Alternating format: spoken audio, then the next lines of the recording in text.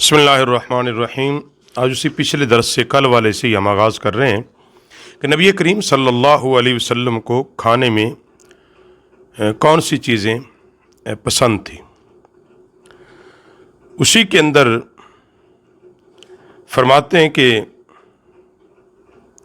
حضرت ام المومنین اماں عائشہ پاک روایت کرتی ہیں کہ نبی کریم صلی اللہ علیہ وسلم کو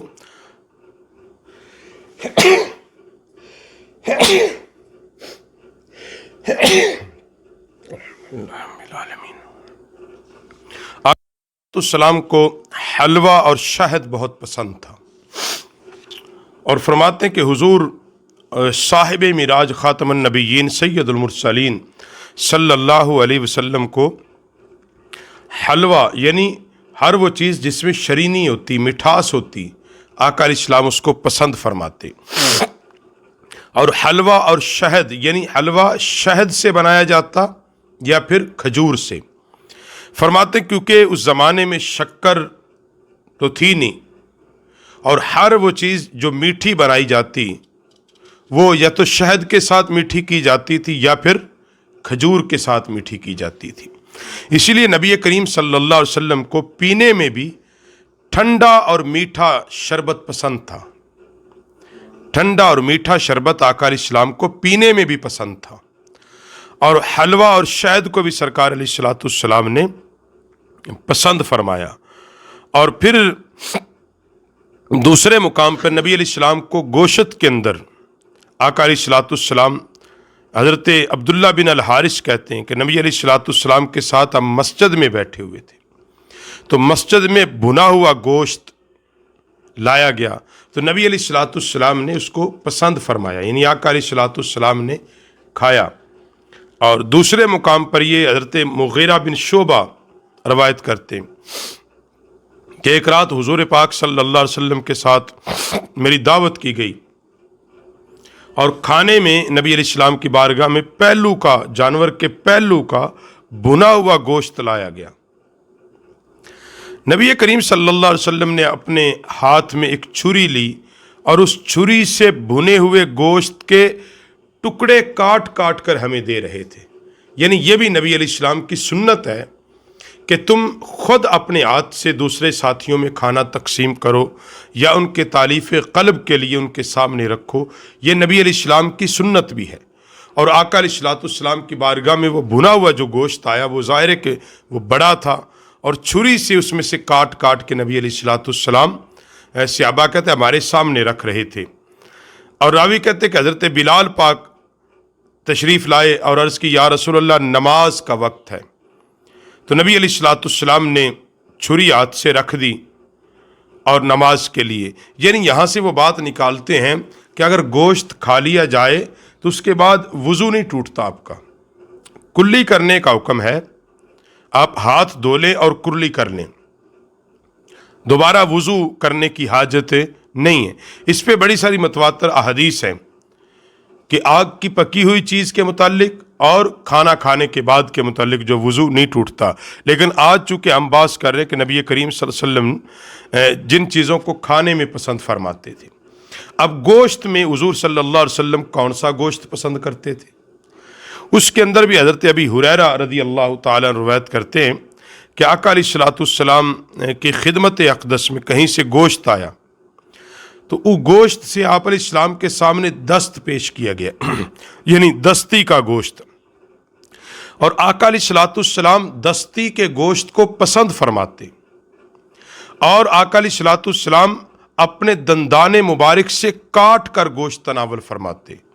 اور فرماتے دانتوں سے کاٹ کر گوشت تناول فرماؤ تاکہ یہ ہضم ٹھیک ہو جائے۔ تو دستی کے گوشت میں سے جو جانور کی دستی کا گوشت ہے، آقا علیہ السلام نے اس کو پسند کیا ہے، اور اس کے پسند کی ایک وجہ یہ بھی ہے کہ وہ گل جلدی جاتا ہے، پک بھی جلدی جاتا ہے، اور انسان کے معدے میں جلدی وہ گل جاتا ہے، ہضم ہونے میں وہ جلدی کرتا ہے۔ اور دوسری روایت میں جو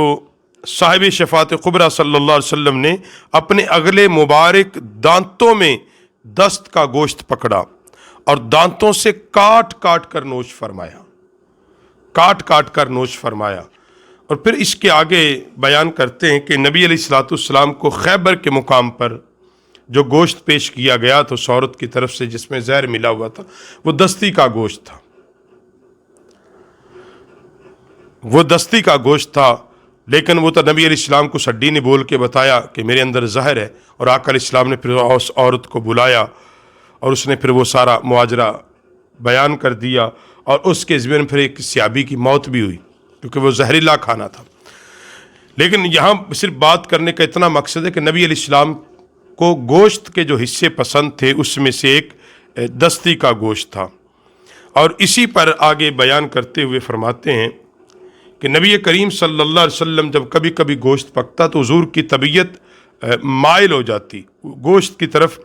مائل ہوتی، اور آقا علیہ السلام حضرت عبداللہ بن جعفر کہتے ہیں کہ رسول پاک صلی اللہ علیہ وسلم نے ارشاد فرمایا سب سے اچھا گوشت پشت یعنی کمر کا گوشت ہوتا ہے، جس کو ہم پنجابی میں پوٹ کا گوشت کہتے ہیں۔ نبی علیہ السلام نے اس کو بھی پسند کیا، اور اس کو پسند کرنے کی وجہ بھی لکھی ہے شارحین حدیث نے